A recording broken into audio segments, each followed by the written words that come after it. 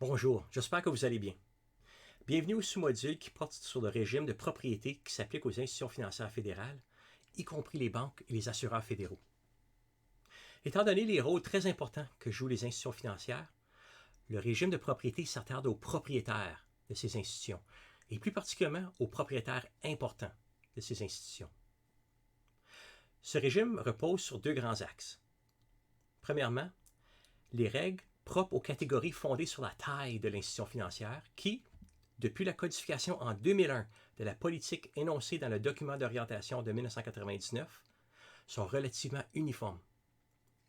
Deuxièmement, l'agrément du ministre des Finances quant à l'acquisition d'un intérêt substantiel dans une catégorie d'action d'une institution financière, y compris l'acquisition de contrôle d'une telle institution. Allons-y en commençant par l'examen du premier axe, soit les règles propres aux catégories fondées sur la taille de l'institution financière. Il convient de noter que la taille d'une institution financière est mesurée selon la valeur de ses fonds propres et que les catégories ne s'appliquent qu'aux institutions financières par action ordinaire. En d'autres mots, elles ne s'appliquent ni aux coopératives de crédit fédéral, ni aux sociétés d'assurance mutuelle ou aux sociétés de secours. La raison est que la propriété de ces genres d'institutions financières est uniforme. Ces institutions sont toutes, de par la nature, à participation multiple. En anglais, widely held. En d'autres mots, ces institutions ne peuvent pas avoir de propriétaires importants de par leur nature. Examinons maintenant les catégories fondées sur la taille. Commençons avec les banques par action et les sociétés d'assurance démutualisées dont la valeur des fonds propres excède, respectivement, 12 milliards de dollars et 5 milliards de dollars au moment de la démutualisation. Le régime de propriété exige que ces banques et ces sociétés d'assurance soient à participation multiple. Il ne vous sera pas surprenant d'apprendre que les 6 banques canadiennes d'importance systémique ont des fonds propres dont la valeur excède les 12 milliards de dollars. Une participation multiple, entre autres, exige l'absence d'un propriétaire qui contrôle l'institution financière. Je cite un extrait de la page 17 du document d'orientation de 1999 qui explique la raison d'être de cette règle. Il est essentiel que les grandes banques canadiennes puissent développer leur vision stratégique en étant libres de toute contrainte inutile et en s'appuyant sur le meilleur intérêt des déposants et des actionnaires. Le fait de permettre à un seul actionnaire ou un groupe d'actionnaires agissant de façon concertée de contrôler une grande banque est incompatible avec cette prémisse.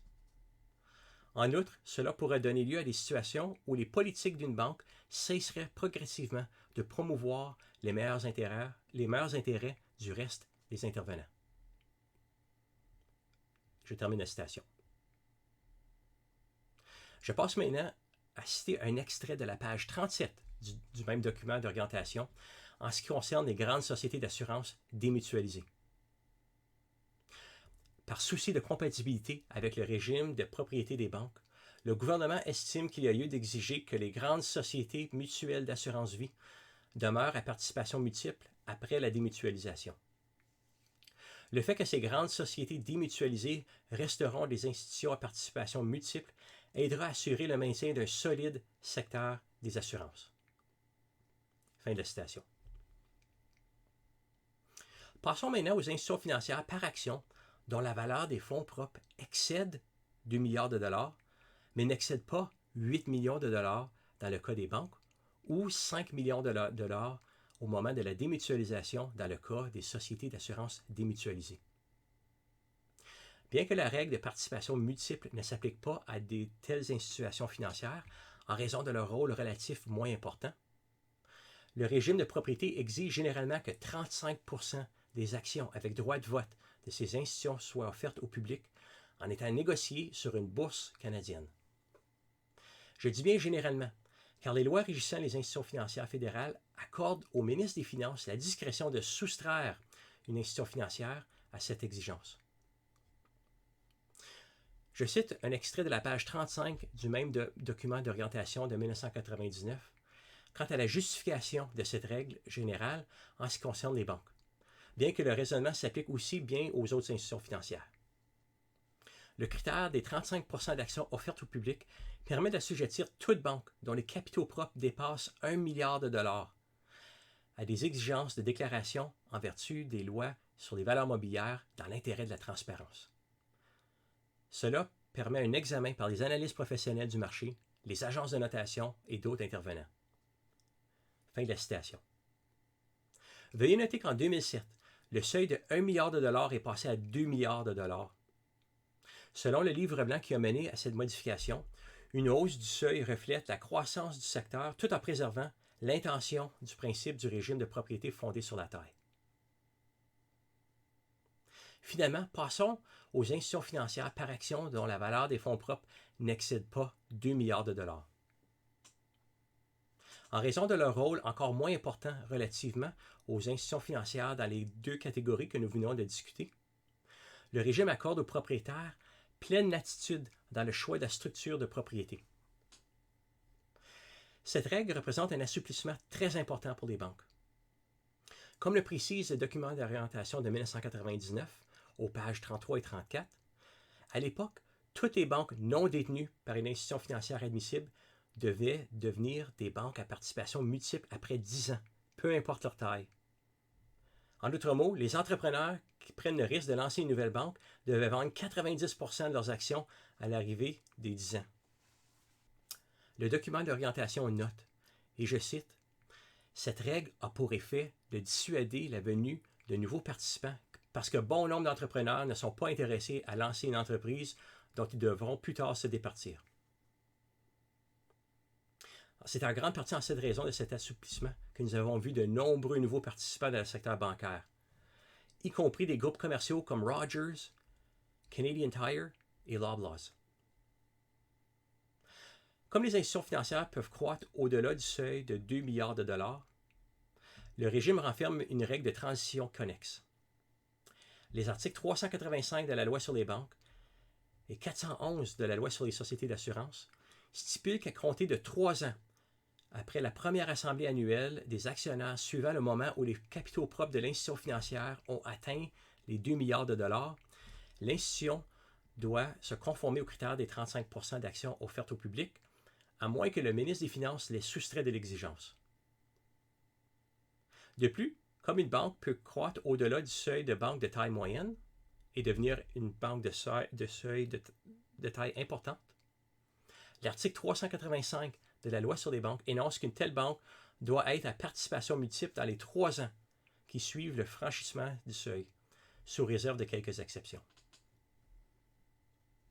Il est important de souligner que le régime de propriété fondé sur la taille, codifié en 2001 et modifié légèrement par la suite, est issu de la même politique qui sous-tend la réduction du capital de lancement minimal à 5 millions de dollars. Cette politique est d'accroître la concurrence en favorisant l'arrivée de nouveaux participants dans le secteur financier, surtout en ce qui concerne les institutions de petite taille. Comme nous venons de le discuter, c'est plus attrayant de former une banque lorsqu'on ne sera pas obligé de la vendre au bout de 10 ans. C'est aussi plus attrayant de devenir participant dans le secteur financier lorsqu'il n'y a pas de contrainte au niveau de la propriété d'une institution financière dont la valeur des fonds propres est en deçà des 2 millions de dollars, autre que la contrainte qu'impose le deuxième axe du régime que nous allons aborder dans quelques instants. Ce deuxième axe repose sur la même politique qui sous-tend l'agrément du ministre des Finances pour former une nouvelle institution financière fédérale, soit celle d'équilibrer les avantages que procure une concurrence accrue et la nécessité d'assurer la stabilité du secteur financier. Abordons maintenant ce deuxième axe, soit l'agrément du ministre des Finances quant à l'acquisition d'un intérêt substantiel, y compris le contrôle. Dans presque tous les cas, l'agrément du ministre des Finances est nécessaire avant qu'un particulier ou une entité puisse acquérir un intérêt substantiel dans une catégorie d'actions d'une institution financière fédérale, y compris acquérir le contrôle d'une telle institution. Les articles 373 et 377.1 de la Loi sur les banques exigent l'agrément quant à l'acquisition d'un intérêt substantiel et du contrôle de fait d'une banque, alors que les articles 407 et 407.1 de la Loi sur les sociétés d'assurance exigent le même agrément quant à une société d'assurance. Ces exigences constituent un dénominateur commun à toutes les institutions financières fédérales, peu importe la valeur des fonds propres.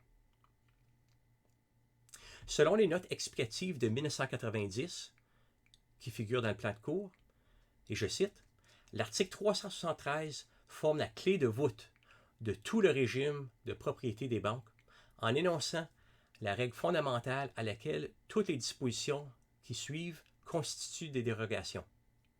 Nul ne peut détenir un intérêt substantiel dans une catégorie d'actions d'une banque canadienne, sauf autorisation expresse. » Fin de la citation. Depuis 1992, il existe une même clé de voûte dans tous les régimes de propriété applicables aux autres institutions financières fédérales. Mais qu'est-ce qu'un intérêt substantiel? En anglais, a significant interest. L'article 8 des lois énonce qu'une personne a un intérêt substantiel dans une catégorie d'actions d'une banque ou d'une société d'assurance quand elle-même et les entités qu'elle contrôle détiennent la propriété effective de plus de 10% de l'ensemble des actions en circulation de cette catégorie. On peut soutenir que le Parlement est d'avis que la propriété effective de plus de 10% des actions dans une catégorie confère ou peut conférer à la personne une influence inhabituelle sur l'institution financière, ainsi qu'une connexité étroite et un lien étroit avec elle.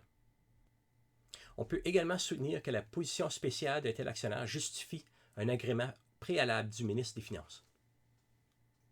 L'agrément du ministre des Finances quant à l'acquisition d'un intérêt substantiel dans une catégorie d'actions d'une institution financière canadienne, y compris le contrôle de celle-ci, est requis à tout moment. Depuis 1992, cet agrément s'applique uniformément à tous les changements de propriété des institutions financières fédérales qui se traduisent par l'acquisition d'un intérêt substantiel, y compris le contrôle. À titre d'exemple, en 2012, le ministre a accordé son agrément à la Banque Scotia d'acquérir le contrôle de la Banque ING du Canada, qui porte maintenant la dénomination sociale Banque Tangerine. Le communiqué de presse connexe figure dans les lectures. La demande de l'agrément du ministre en guise d'acquérir un intérêt substantiel est déposée auprès du BSIF. Suite à l'examen de la demande concernant une banque ou une société d'assurance, la recommandation du surintendant est en lien avec les facteurs que le ministre doit tenir en compte en vertu de l'article 396 de la Loi sur les banques et l'article 420 de la Loi sur les sociétés d'assurance. Ces facteurs sont les mêmes qu'à l'article 27 de les lois, y compris en ce qui concerne le principe de l'appui en présence d'une demande de devenir actionnaire majoritaire ou actionnaire contrôlant. Comme nous l'avons discuté dans l'enregistrement précédent, l'article 27 des lois énonce des facteurs que le ministre doit considérer dans l'exercice de son pouvoir d'agréer la formation des banques et des sociétés d'assurance. Selon l'aperçu de 1990, l'agrément du ministre en question permet, et je cite, « d'assurer qu'une prise de contrôle sert les intérêts du système financier et que les nouveaux propriétaires disposent de compétences voulues pour exploiter une institution, de ressources financières suffisantes et de plans sérieux pour le fonctionnement futur et le développement de l'entreprise. » Fin de la citation. Alors, pour résumer, nous avons abordé les deux grands axes du régime de propriété. Premièrement, les règles propres aux catégories fondées sur la taille de l'institution financière. Et deuxièmement, l'agrément du ministre des Finances quant à l'acquisition d'un intérêt substantiel dans une catégorie d'actions, y compris l'acquisition de contrôle d'une institution financière. Quant au premier axe, depuis 2001, il existe des catégories d'institutions financières par action ordinaire fondées sur la taille qui sont relativement uniformes. Chez les banques et les sociétés d'assurance démutualisées, il existe 3 tailles, petite, moyenne et grande. Chez toutes les autres institutions financières fédérales par action ordinaire, il existe 2 tailles, petite et autres. Les grandes doivent être à participation multiple et en guise de servir les meilleurs intérêts du système financier canadien, aucun actionnaire ne peut les contrôler. En guise d'accroître la concurrence en favorisant l'arrivée de nouveaux participants dans le secteur financier, les petites institutions financières sont libres de toute contrainte en raison de leur taille. Toutes les autres institutions par action ordinaire, y compris les banques de taille moyenne, doivent avoir au moins 35% des actions avec droit de vote offertes au public et négociés sur une bourse canadienne, à moins que le ministre des Finances les soustrait de cette exigence. Quant au deuxième axe, depuis 1992, tous les changements de propriété des institutions financières qui se traduisent par l'acquisition d'un intérêt substantiel dans une catégorie d'actions d'une telle institution, y compris l'acquisition du contrôle d'une telle institution, sont sous réserve de l'agrément du ministre des Finances. Ces demandes d'agrément sont déposées auprès du BSIF et le ministre examine la demande par suite d'une recommandation du surintendant. En ce qui concerne une banque ou une société d'assurance, le processus permet au surintendant et au ministre d'évaluer l'aptitude du nouveau propriétaire proposé selon les facteurs énoncés dans l'article 396 de la Loi sur les banques et de l'article 420 de la Loi sur les sociétés d'assurance. Voilà donc qui met fin à ce sous-module. À bientôt.